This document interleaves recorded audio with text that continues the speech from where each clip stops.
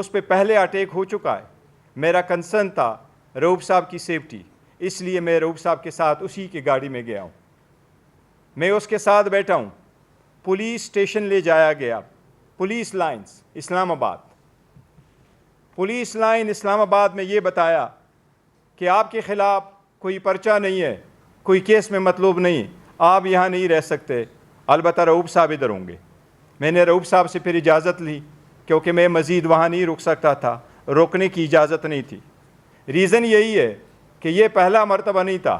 ہمارے باقی ساتھیوں کو ان کو بھی ایسا ہی اٹھایا گیا کہ کسی کو رات کے وقت, کسی کو چلتے ہوئے اپنے جاب پہ جاتے ہوئے وقت گرفتار کیا گیا. آج بھی نہیں پتہ وہ کہاں موجود ہے. اصلاح قانونیت کے ہم خلاف ہے. اصلاح قانونیت سے کل حاصل نہیں ہونا.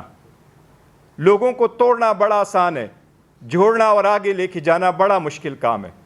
پاکستان تحریک انصاف ٹیررزم کی ہر صورت اور ہر فارم میں شدید مذمت کرتی ہے. پاکستان تحریک انصاف انصاف کا نام ہے, رول آف لاء کے لیے ہے اور دہشت گردی کے خلاف ہے. ہم سب سے پہلے انڈین آرمی چیف کی اس بیان کی مذمت کرتے ہیں اور انشاءاللہ وہ کبھی کامیاب نہیں ہوں گے کہ پاکستان کی آرمی کمزور ہو. لیکن ساتھ یہی کہتے ہیں کہ دہشت گردی میں ہم نے اسمبلی میں بھی یہ پوائنٹ اٹھایا اور اس پہ گورنمنٹ کا جواب آیا. ہم نے یہ کہا کہ جو آپریشن ہونے جا رہا ہے یا حکومت ارادہ رکھتی ہے اس پہ اس ایوان کو اعتماد ملے, ہمیں بریف کیا جائے, عسکری قیادت آ کے بریف کرے. اس پہ گورنمنٹ کی طرف سے لا منسٹر کا یہ پیغام آیا تھا, یہ جواب آیا تھا کہ اسی پہ یہاں بریفنگ ہوگی, اس ایوان میں بریفنگ ہوگی, وزیر اعظم کے سامنے بریفنگ ہوگی, انٹیریئر منسٹر کے سامنے بریفنگ ہوگی, اور انہوں نے کہا تھا میں خود بھی یہاں موجود ہوں گا. آج تک وہ بریفنگ نہیں ہوئی.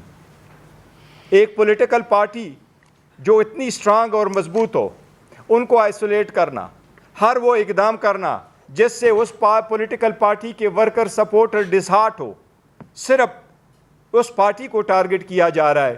جب سے سپریم کورٹ کا فیصلہ آیا ہمارے کئی ایم این اے صاحبان کو اٹھایا گیا, ان کے بھائی کو اٹھایا گیا, ان کے بچوں کو اٹھایا گیا. ہمارے ایک ایم این اے صاحب کے 16 سالہ بچے کو اٹھایا گیا, اس کی والدہ کو 37 فون کال آئیں اس بچے کے ٹیلی فون سے, اور بچہ ان کو یہی کہتا رہا یہ ختم ہونا چاہیے. اب یہ نہیں, صرف ہمارے ایم این اے صاحبان کو بڑا لالچ بھی دیا گیا, ایم پی ایس کو بھی دیا گیا.